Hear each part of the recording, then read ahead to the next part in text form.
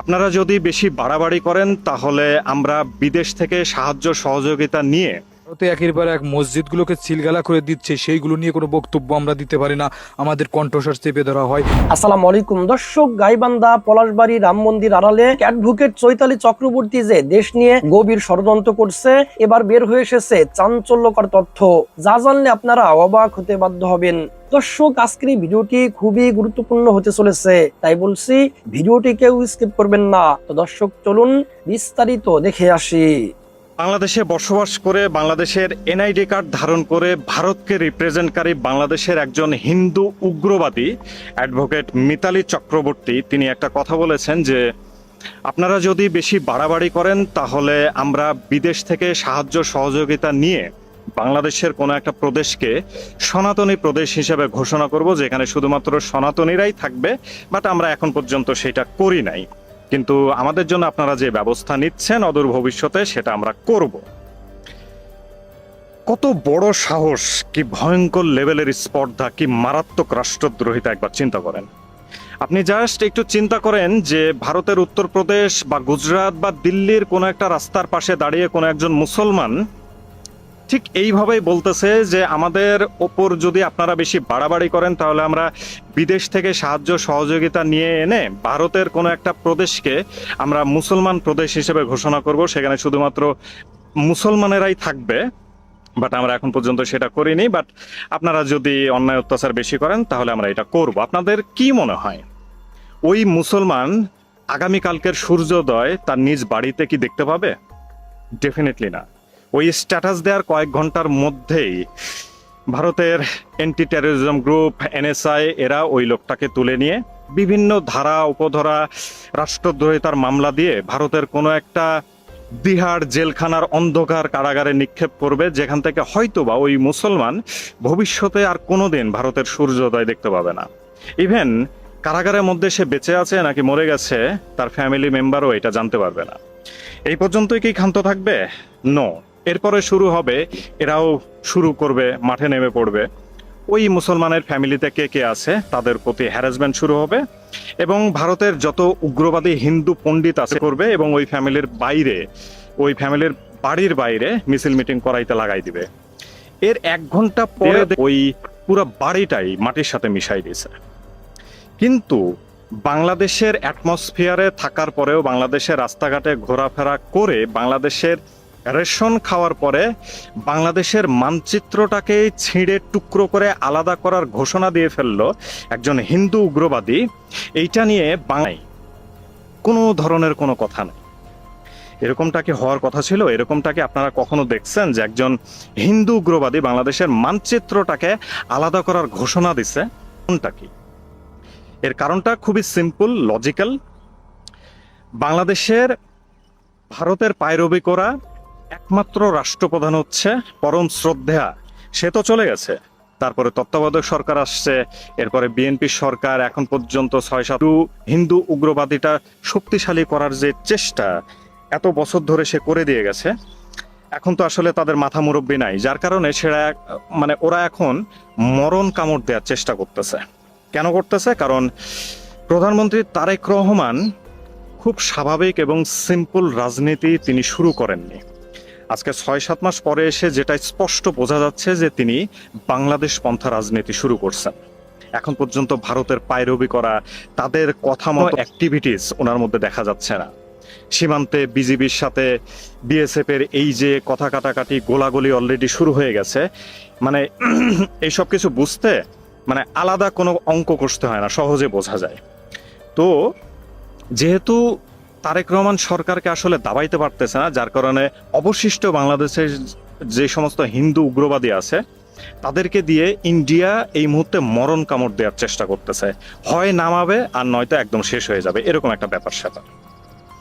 তা না হলে এরকমটা দৃশ্যটা আসলে এর আগে আমরা দেখি নাই। আপনারা যারা চুপ করে আছেন, আপনারা ভাবতেছেন যে কি এমন বলছে, বাংলাদেশকে দখল করা এতই সহজ না, এইটা আসলে কিছুই হবে না, একসময় থেমে যাবে। আসলে আপনারা বুঝতে পারতেছেন না। আপনারা একটা দেশে থাকেন, আপনি একটা দেশের রিপ্রেজেন্টকারী, আপনার একটা পতাকা আছে, আপনার একটা সংবিধান আছে, আপনার একটা জাতীয়তাবাদ আছে। আপনার একটা সংস্কৃতি কালচার আছে, এইটার ওপরে প্রশ্ন উঠে গেছে, কারণ একজন হিন্দু উগ্রবাদী আপনার সংবিধান, আপনার মানচিত্র আলাদা করার কথা বলে ফেলছে অলরেডি। বিষয়টাকে এত স্বাভাবিকভাবে নিয়েন না। যাই হোক, অ্যাডভোকেট মিতালী চক্রবর্তী, আপনার কাছে যদি আমার ভিডিওটা যায় তাহলে আপনাকে দুইটা কথা বলি। আপনি কাদের নিয়ে খেলতেছেন জানেন? বাঙালিদের নিয়ে খেলতেছেন। বাঙালি জাতি পৃথিবীর মধ্যে একমাত্র জাতি যাদেরকে কখনো কেউ দাবায় রাখতে পারেনি। বছরের পর বছর দাবায় রাখলেও কোনো না কোনো সময় ফাঁক ফুঁক দিয়ে বের হয়ে উপযুক্ত শায়েস্তা করে দিছে। আর এখন মডার্ন যুগে সবার নজর চক্ষু যেখানে খোলা, সেখানে আপনি এই ধরনের কোনো ফাইজলামো করে পার পাবেন এমনটা আশা করেন না, ঠিক আছে? এমন কেলানি খাবেন না, মানে আরামে আছেন, আরামে থাকেন। বাংলাদেশ অনেক ধর্মের সংমিশ্রণে একটা সুস্থ সংস্কৃতি মনা একটা দেশ। এখানে সব ধর্মের মানুষ আরামসে বসবাস করে, কারো ওপর কেউ কোনো অত্যাচার করতে যায় না। কিন্তু যখনই আপনারা নিজেরাই নিজেদের কাপড় ছিঁড়ে তারপরে আরেকজনকে দোষ দেওয়ার চেষ্টা করবেন, জাস্ট একটা কথা মনে রাখবেন, আপনি বাঙালির সাথে খেলতেছেন। বাংলাদেশে এমন কোনো শক্তি নাই যে রাম মন্দির স্থাপনা ঠেকাতে পারবে। বাংলাদেশে এমন কোনো শক্তি নাই যে এই রাম মন্দিরকে আটকে দেবে। তাহলে তোমরা যদি আটকাতে চাও, তোরা কারার আটকানো, তোরা এই বাংলাদেশ না, তোরা এই ছেড়ে চলে যা, পলাশবাড়ি ছেড়ে অন্য জেলায় চলে যা। মানে আমার দেশের 90% মুসলমানের এই রাষ্ট্রে দাঁড়িয়ে উনি মাইক নিয়ে এরকম ভাবে কথা বলতে, এই কথা যদি ভারতের কোনো মুসলমান করতো তাহলে পরে এতক্ষণে তার জীবন থাকতো কি না থাকতো সেটা বলা দায়। কিন্তু উনার জীবন এখনো বেঁচে আছে, উনি এখনো সুস্থভাবে বেঁচে আছে। আরে উনার মতো যদি আমার ওর পলাশবাড়ি ছেড়ে চলে যাও 90% মুসলমানের দেশে এসে এরকম করে কথা বলে, যে রাম মন্দির প্রতিষ্ঠা ঠেকায়, তোরা ঠিক করার কি রাম মন্দির দেখা গেল কি দেখা গেল না? তোরা যদি রাম মন্দিরকে ভয় পাস, তোরা প্রয়োজনে পলাশ বাইরে যাস না, তোরা প্রয়োজন পথে গাইবান্ধা থেকে অন্য জেলায় চলে যা। তত্ত্বাবধায়ক সরকার, যে উনি সরকার ছিলেন, তিনি জেলখানা থেকে ভারতে একের পর এক মসজিদগুলোকে সিলগালা করে দিচ্ছে, সেইগুলো নিয়ে কোনো বক্তব্য আমরা দিতে পারি না, আমাদের কণ্ঠস্বর চেপে ধরা হয়।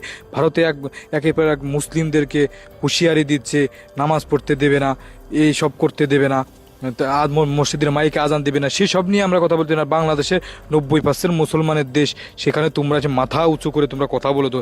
সাম্প্রদায়িক শক্তিকে মুক্ত করে দিয়েছেন। রামচন্দ্রের উপরে যে আঘাত এনেছে, আমি অত্যন্ত খুশি হয়েছি, কারণ তারা রামচন্দ্রকে ভয় পেয়েছে। খেলা একটা বাদবি বাংলাদেশে, তোরা ভারতপন্থী হয়ে বাংলাদেশের উপরে নির্যাতন চালাও। রাম মুক্তি হবে কি হবে না, রাম মুক্তি করবি তোর বাড়ি ঘরের ভিতরে যে করিস। এই মহিলাটাকে আপনারা দেখেছেন, ইতিমধ্যে সে বেশ ভাইরাল হয়েছে, কিছু কথাবার্তা বলেছে। এর মধ্যে অন্যতম কয়েকটি বিষয় নিয়ে আমি একটু কথা বলতে চাই। বন্ধুরা যারা দেখছেন খুব কেয়ারফুলি কথাগুলি শুনবেন, কারণ একটা অন্যরকম ষড়যন্ত্র, ভয়াল ষড়যন্ত্রের সম্মুখীন হতে যাচ্ছি আমরা এখনো পর্যন্ত এইসব বিষয় নিয়ে কোনো সচেতনতা বোধ আমি লক্ষ্য করছি না। আমার জায়গা থেকে একজন নাগরিক হিসেবে আমি কথা বলছি, একজন শুধুমাত্র নাগরিক হিসেবে। আপনারা যারা দেখছেন দল মত নির্বিশেষে কথাগুলোকে শুনবার চেষ্টা করুন। তিনি বলেছেন যে যারা বলবে জুলাই তাদেরকে দেয়া হবে গণধোলাই। বলতে পারেন তিনি, যে কোনো ধরনের রাজনৈতিক বক্তব্য দিতে পারেন, যে কোনো রাজনৈতিক বিরোধিতা করতে পারেন, সকল নাগরিকের এটা অধিকার রয়েছে। কিন্তু জানেন, তিনি যখন বলেছেন যে বাংলাদেশের ভিতরে আরেকটা রাষ্ট্র তৈরি করে তিনি যে ধর্মের তিনি একজন ব্যক্তি, সেসব ধর্মের জন্য তিনি বা সেই ধর্মের জন্য তিনি আলাদা একটা রাষ্ট্র তৈরি করতে চান, এটি সরাসরি রাষ্ট্রদ্রোহিতার শামিল। আর রাষ্ট্রদ্রোহিতার যারা করে তাদের সর্বোচ্চ শাস্তি আপনারা একটু জেনে নেবেন।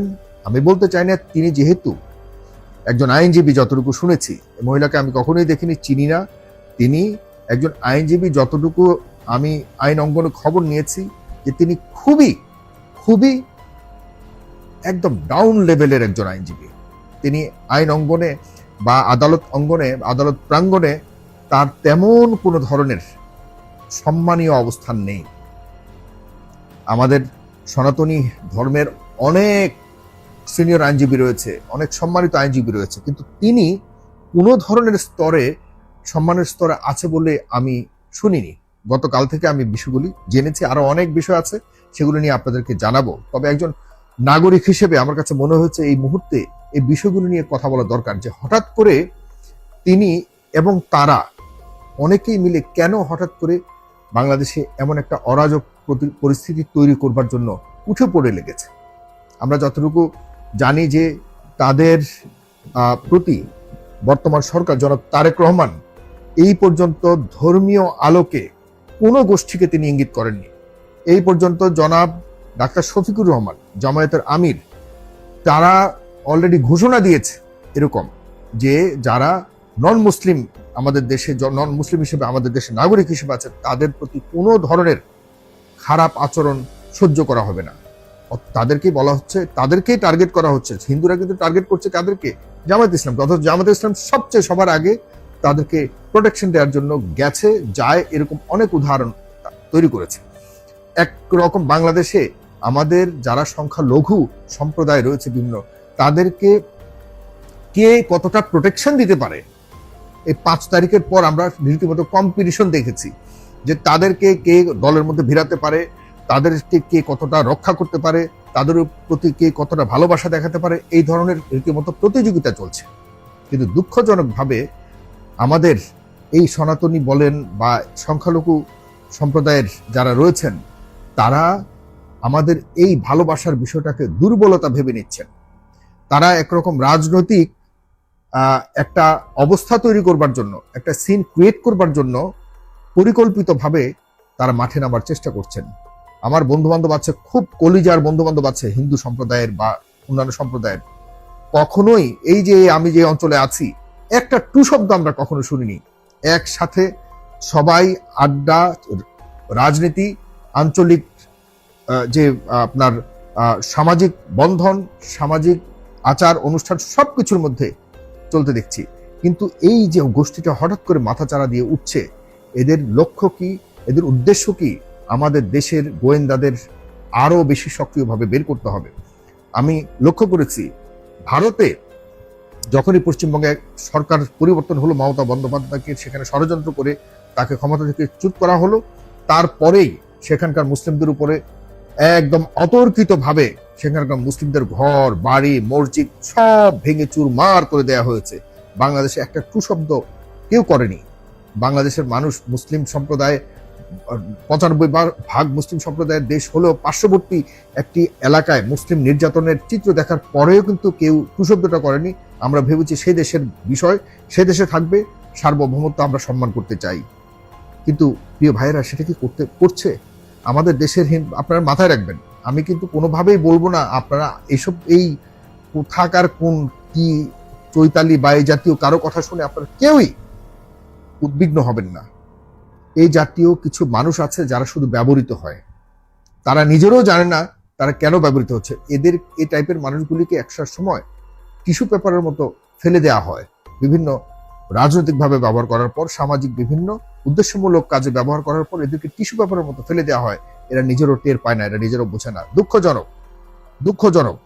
5 তারিখের পর বাংলাদেশে একটা পরিবর্তন আনবার জন্য সবাই কাজ করেছে, হিন্দুরাও যথেষ্ট কাজ করেছে। হিন্দুদের কোনো ধরনের ধর্ম, বর্ণ, রাজনৈতিক আদর্শ, বিশ্বাস নির্বিশেষে সবাই রাস্তায় নেমে এই পরিবর্তন ঘটিয়েছে। কিন্তু আপনারা কি মনে করেন এই যে আগে অবৈধভাবে এবং ধর্মীয় পরিচয়ে বিভিন্ন ধরনের লোভনীয় অনেক মানে স্বার্থ হাসিল করবার মতো যে সুযোগ হারিয়েছে, এরা কি বসে থাকবে? কোনোদিনও বসে থাকবে না। কিন্তু এদের সংখ্যা অনেক কমে গেছে। বাংলাদেশে এখন কোনো বৈষম্য থাকবে না। এই বৈষম্যের জন্যই কিন্তু শেখ হাসিনাকে একদম পুরোপুরি ইতিহাসের সর্বোচ্চ নিকৃষ্টভাবে পতন হতে হয়েছে, পতিত হতে হয়েছে। তার পতন ঘটাতে মানুষ বাধ্য হয়েছে।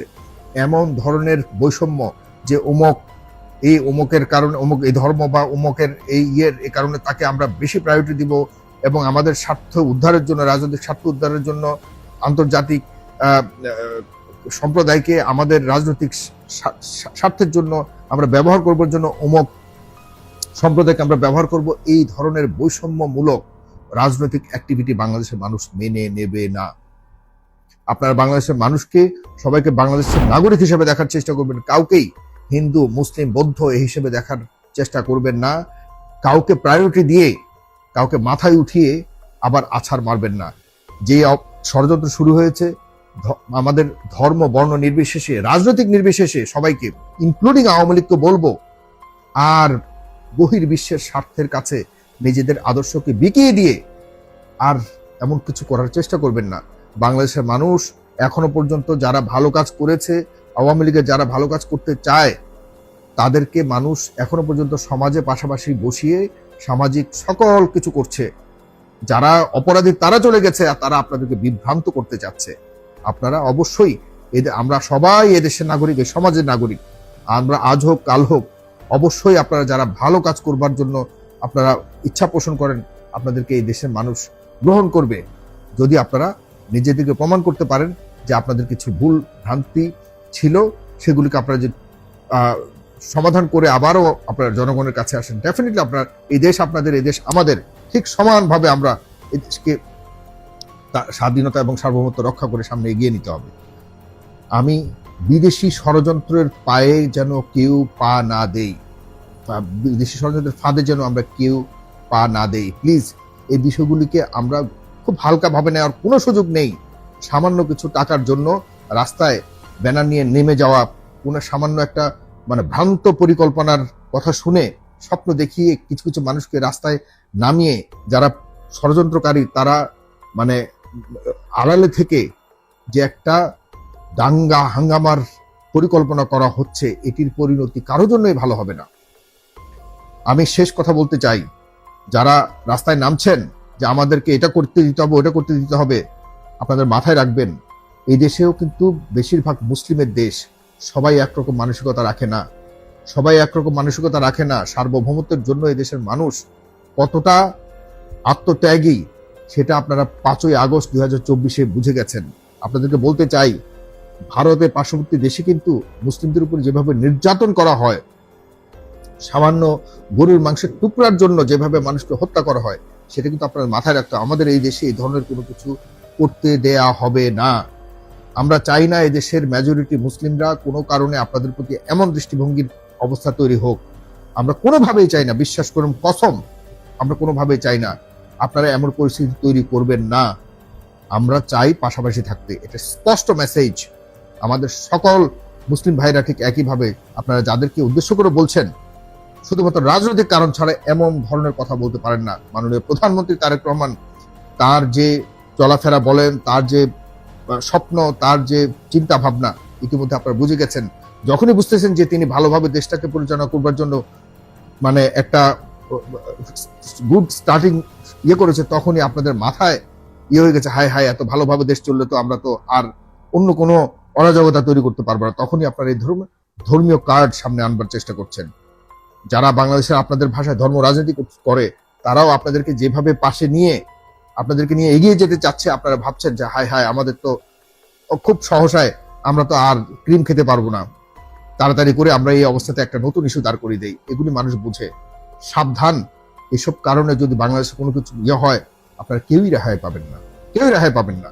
মাথায় রাখবেন, আমাদের বাংলাদেশের মানুষ খুবই শান্তিপ্রিয়, কিন্তু সার্বভৌমত্বের প্রশ্নে যে কোনো কিছুর মোকাবেলা করতে প্রস্তুত। আরো অনেক কথা বলবো, তবে আমরা সবাই ভাই ভাই হয়ে থাকতে চাই, এটা মাথায় রাখবেন। ধন্যবাদ সবাই। তো সম্মানিত দর্শক শ্রোতা, আশা করি সম্পূর্ণ ভিডিওটি দেখেছেন এবং সবকিছু বুঝতে পেরেছেন। বাংলাদেশের হিন্দুরা, বাংলাদেশের সংখ্যালঘুরা মায়ের কোলে যেমন শিশু থাকে, তেমনি ভাবে আছে তারা। আমরা বাংলাদেশে যে কোনো ধর্মের মানুষ থাকতে পারি, ধর্ম বর্ণ নির্বিশেষে এই মাতৃভূমিকে ভালোবাসতে হবে। এই মাতৃভূমির 1 ইঞ্চি কাউকে দখল করতে দেওয়া যাবে না। মাতৃভূমির জন্য আমরা সবাই দলমত নির্বিশেষে জীবন উৎসর্গ করে দিব ইনশাআল্লাহ। তো দর্শক, আজকের এই ভিডিওটি এ পর্যন্তই। আজকের এই ভিডিও নিয়ে আপনাদের মন্তব্য কি? আপনাদের মূল্যবান মন্তব্য অবশ্যই কমেন্ট সেকশনে জানিয়ে দিবেন। ভিডিওটি ভালো লাগলে লাইক এবং শেয়ার করে দিয়েন। আর হ্যাঁ, নিত্য নতুন আপডেট ভিডিও পেতে চ্যানেলটি সাবস্ক্রাইব করতে ভুলবেন না। দেখা হবে নতুন ভিডিওতে। ততক্ষণ ভালো থাকুন, সুস্থ থাকুন, এই দোয়া রইল। আসসালামু আলাইকুম ওয়া রাহমাতুল্লাহ।